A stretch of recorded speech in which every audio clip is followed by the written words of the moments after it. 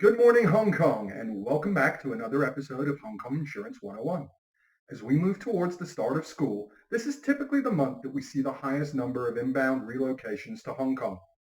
As such, this week we'll be looking at the insurance you may need for your relocation, as well as the mandatory insurance coverage you may not know about. So first things first, if you've recently arrived in the city, you're going to need somewhere to live. As such, home insurance is a great starting point, giving you coverage against accidental loss, damage, or theft of your personal possessions anywhere in the world.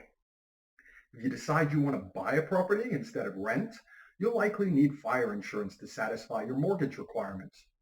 Fire insurance will cover the rebuilding costs of your property in the event that it's damaged or destroyed by a covered risk, including things like fire, flooding, and subsidence.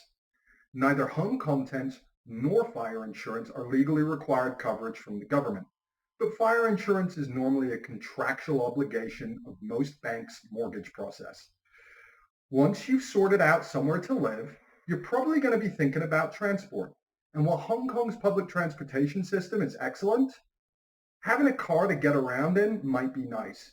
Car insurance is a requirement for any vehicle on Hong Kong's road.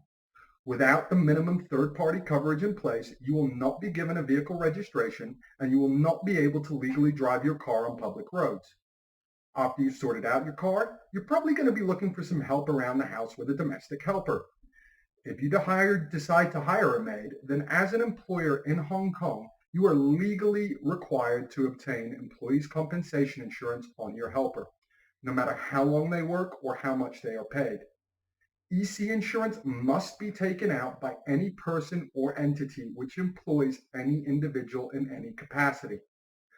Luckily, EC cover for maids is usually bundled into maid insurance products, which can include additional cover like health insurance. And speaking of health insurance, this isn't actually a necessity in Hong Kong. Hong Kong's public healthcare system is low cost and can provide a very high standard of care, but it does come with long waiting times and lots of red tape.